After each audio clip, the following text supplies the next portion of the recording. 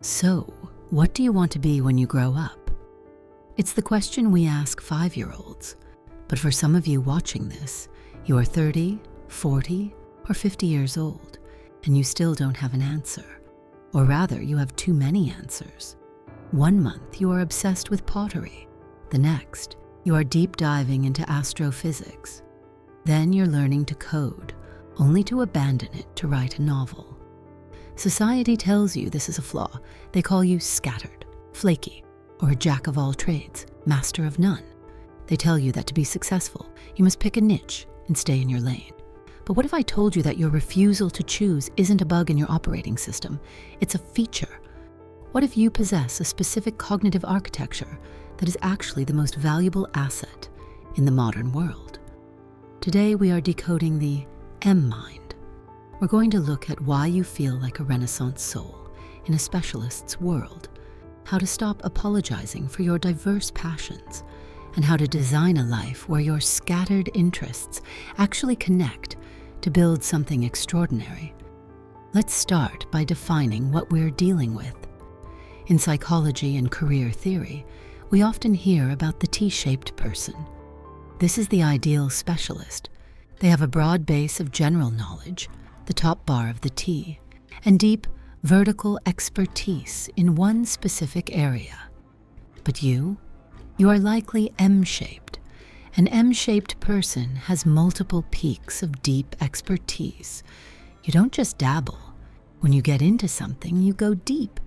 But once you've mastered the core challenge, you get bored and move to the next peak. Historically, you would have been called a polymath or a Renaissance soul.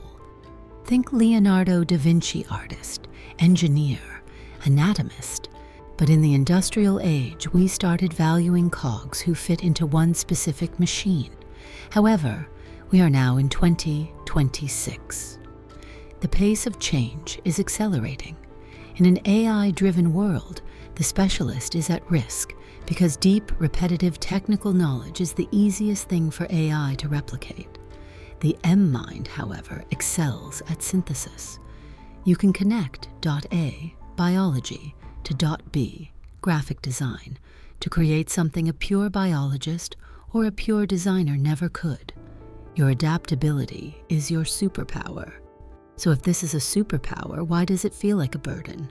Usually, it's because your interests feel disconnected. You feel like you have 5 half-finished lives sitting in your garage. To unlock the M mind, you have to move from scattered to synergistic.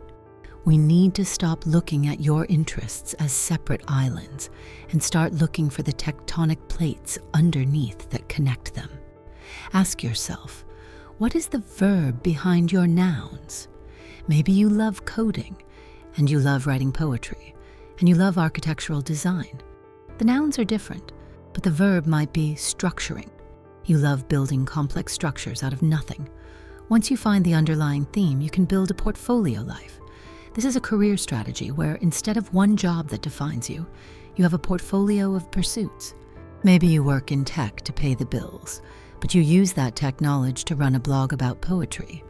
You stop trying to fit all your passions into one 9-to-5 job title, and instead let them support each other in a customized ecosystem. Now, we have to talk about the mental block, the specialist trap. This is the voice in your head that says, I'm an impostor. I'm not an expert enough in any of these fields to be taken seriously. This comes from the master of none anxiety. But let's finish that quote. The full phrase is actually, a jack of all trades is a master of none, but oftentimes better than a master of one. The trap is thinking you need to be in the top 1% of a field to be valuable. You don't. If you are in the top 25% of public speakers and the top 25% of coders, you are effectively the only person in the room who can do both well. That is where your value lies. But this requires selective depth. You cannot be an expert in everything all at once. That leads to burnout. Think of the stovetop method. You have 4 burners. You can't have all 4 on high heat simultaneously.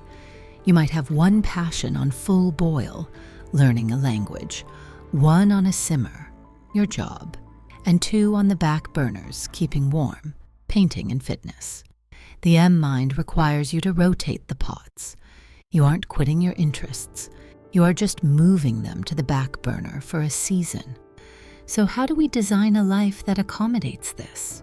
First, you need to curate your M mind ecosystem. You need friends who don't ask, "Why did you quit that?" but instead ask, "What are you building now?" You need a network that values curiosity over consistency. Second, we need to talk about monetization. The standard advice is niche down. For you, that feels like suffocation. Instead of monetizing one skill, monetize the intersection.